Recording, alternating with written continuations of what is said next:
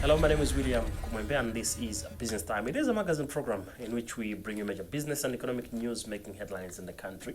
And in the program today, trade deficit narrows as imports continue to shrink. We have a report. And also in the program, we speak to some tobacco farmers and experts on strides towards diversified production. We have these and other stories. Stay tuned. Sometimes, our dreams keep us up at night. They can even make us miss out on those little but special moments. And sometimes, they can make us lose focus on the important things. But at National Bank of Malawi, we believe that your dreams should not stop you from living your best life. That is why we're stepping up to help make your dreams come true with Step Up Young Professionals. With Step Up Young Professionals, you get efficient digital financial services, affordable credit facilities, financial management and wealth creation workshops that are crucial as you progress in your career. Call 626 for more details. National Bank of Malawi, the bank of the nation.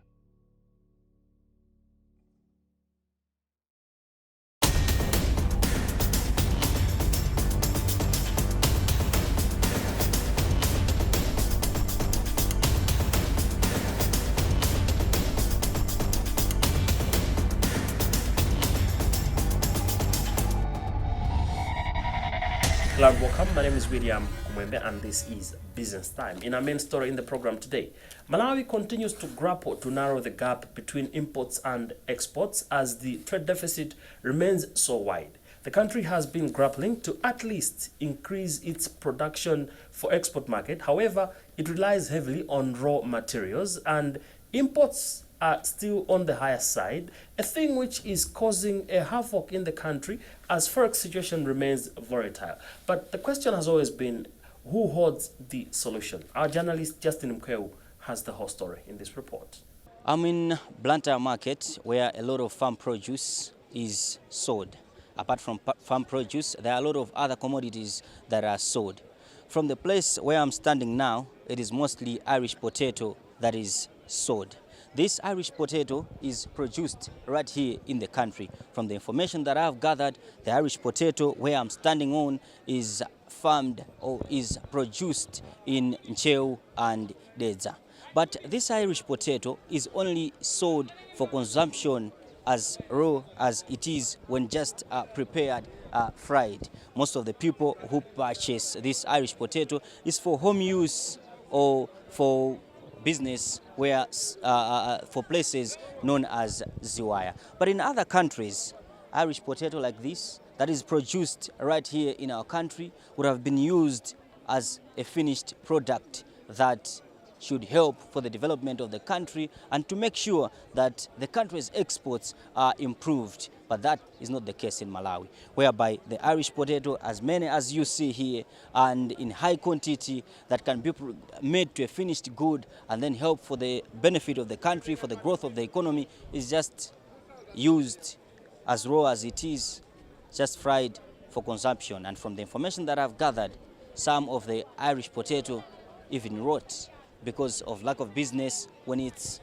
at its peak, when it's the time that people are really producing in high volumes of this Irish potato. And that is the problem that Malawi is facing. That is the problem that makes our exports to dwindle while we import more and more. Now, the importation of goods shrank in the first 3 months of 2022, which resulted in a contracted trade deficit for the period.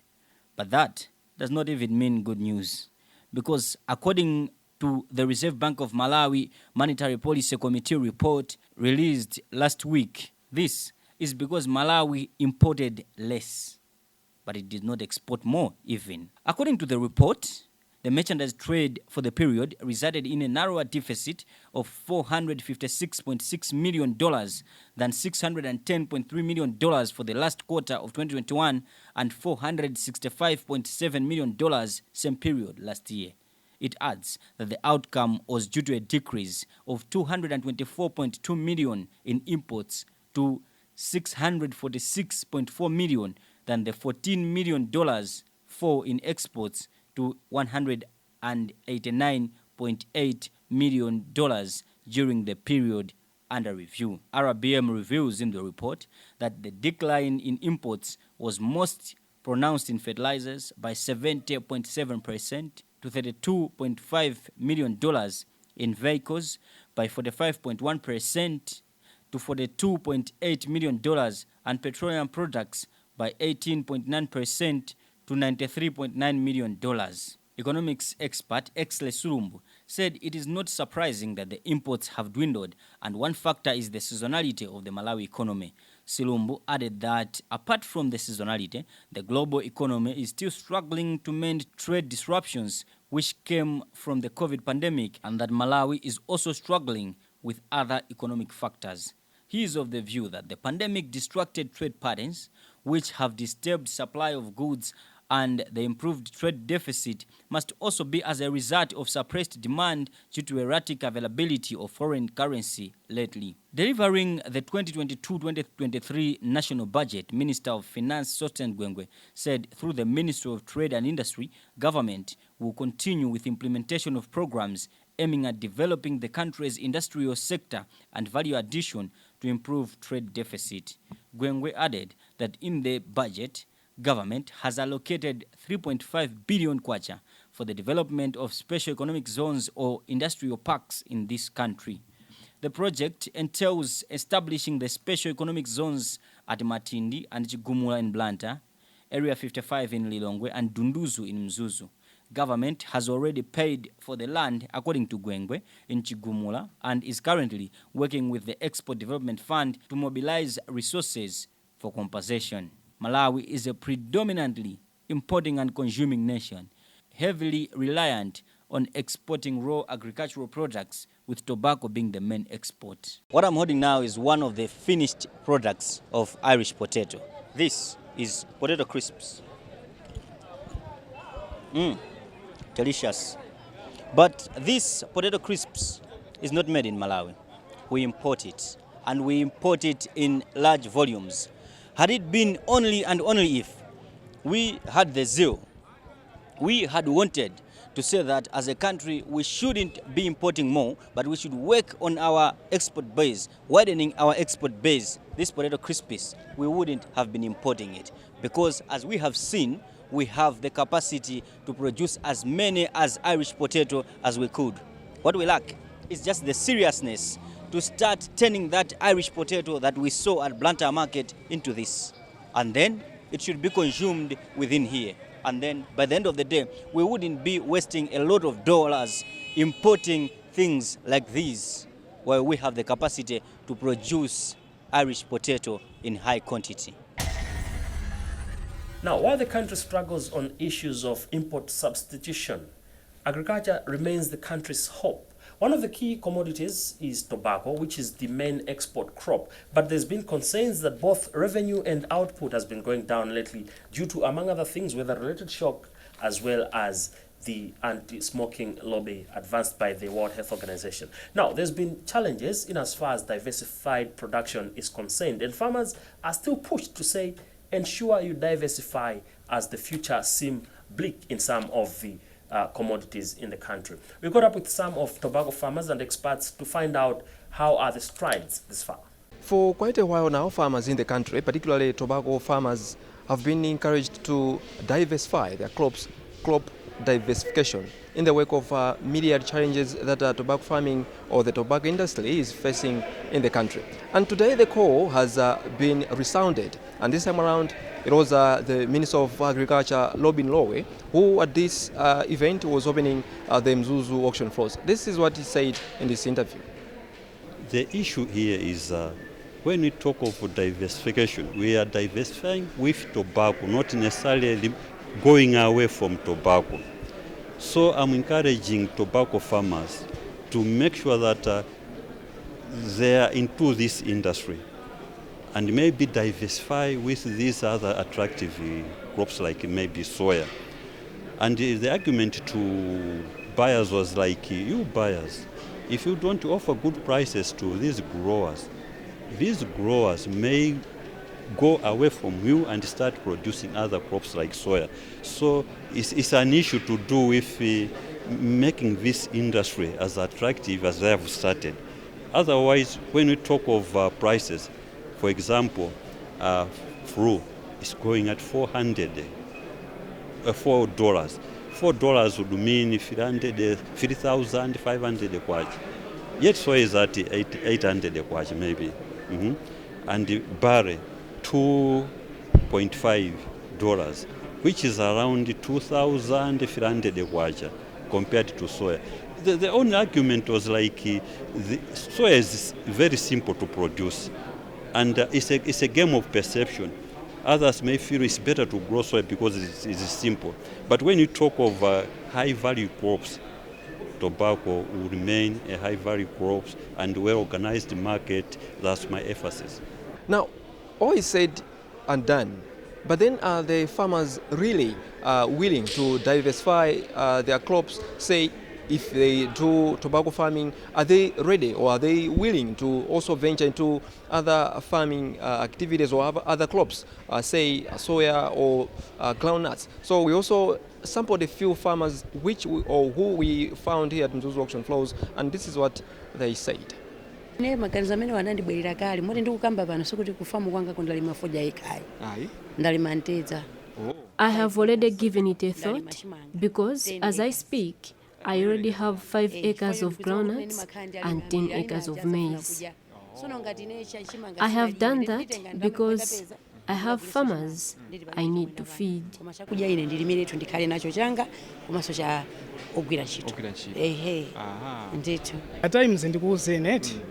The way it is on the ground, give it a little time, tobacco will be selling low prices than other crops. If these tobacco buyers will not take care and adjust tobacco prices, farmers will definitely stop farming. I can attest that a lot of farmers did not plant tobacco this year, but other crops. Diverse views, but as it stands, tobacco still remains the highest forex earner in Malawi. Remember, this is Business Time, and my name is William Kumwembe. It is a magazine program in which we bring you major business and economic news stories making headlines in the country. We'll be right back, and when we get back, we'll look at how energy challenges are affecting small-scale operators in the country. Sometimes, our dreams keep us up at night. They can even make us miss out on those little but special moments. And sometimes, they can make us lose focus on the important things. But at National Bank of Malawi, we believe that your dreams should not stop you from living your best life. That is why we're stepping up to help make your dreams come true with Step Up Young Professionals. With Step Up Young Professionals, you get efficient digital financial services, affordable credit facilities, financial management and wealth creation workshops that are crucial as you progress in your career. Call 626 for more details. National Bank of Malawi, the bank of the nation.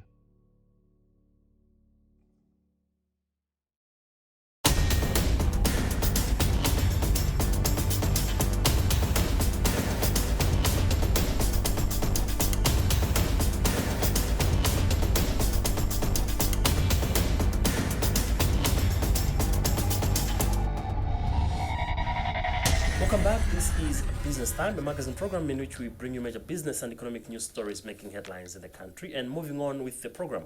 Last week, the Reserve Bank of Malawi's Monetary Policy Committee announced an upward adjustment of its policy rate from 12 to 14%. Policy rate is the rate at which commercial banks borrow from the central bank as lender of last resort, which by default, it implies that the interest rates would also have gone down, which has already happened as commercial banks have already adjusted upwards their interest rates. What does this mean to consumers, especially borrowers? It looks like tough times ahead for borrowers. Our journalist Chimwemwe Mangazi reports. The Reserve Bank of Malawi recently announced its decision to increase the policy rate to 14%, saying it was necessary for it would contain international development pressures on inflation. Within 48 hours, banks retaliated by revising upwards base lending rates. Makfase Kawawa is president of the Bankers Association of Malawi, but also chief executive officer for National Bank of Malawi. First, let me explain the relevance of the policy rate to what the banks do. Currently in Malawi, commercial banks use the reference rate. So any lending rate would have the reference rate as the base. Now, the reference rate is a weighted average of various components, the biggest of which is the policy rate. So any change in the policy rate will bring about a change in the reference rate and therefore a change in the lending rate. Now, if there is an increase in the policy rate or other factors held constant, it means lending rates will go up. Business mogul Jimmy Korea-Mpata says such developments affect planning for businesses. In the business sector, obviously this will affect our businesses in the sense that the cost of borrowing goes up, which means our production cost also goes up, and it ends up with the consumer paying more because whatever it is that the businesses pay, the additional interest that they pay will obviously be passed on to the consumer.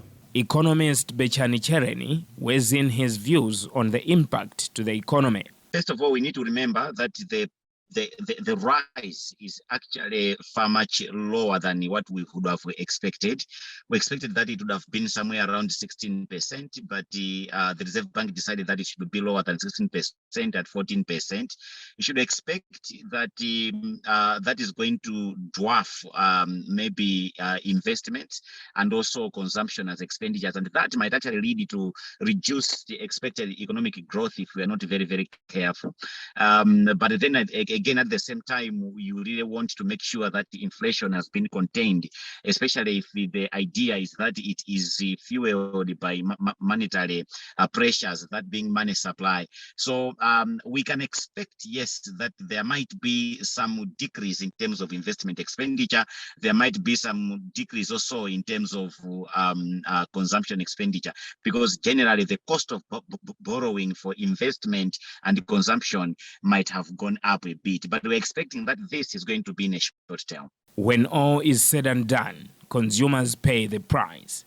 Malawians should brace for tough times, as this will surely deteriorate further their buying power. Energy wars seem to be order of the day as the country is experiencing continued intermittent power supply. 8 hours will go without electricity in a day, which is a huge challenge for small-scale business operators in the country. Tabi Kamangala has been speaking to some to find out the experience in the wake of the persistent power outages and what the future looks like. Just at a time, the electricity situation was believed to be improving in Malawi. From February of this year, the country was crawling back to the dark days.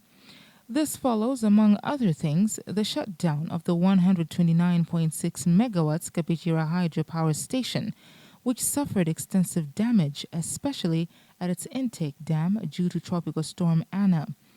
It would cost over 18 billion kwacha to fix. Today, Electricity Supply Corporation of Malawi, ESCOM, a state-run power supplier, is rationing electricity supply, effecting an 8-hour load shedding per day. This has left many households in darkness and affected business, especially small and medium enterprises, which, according to the World Bank report, SMEs play a major role in propelling economic growth. But what happens when an SME finds it difficult to operate due to the power outages? Imagine an eatery, for example, that depends on electricity to make food. This is the question we attempted to answer. Take Christopher Banda, for example. He owns a barbershop whose business has been suffering in recent months due to electricity outages.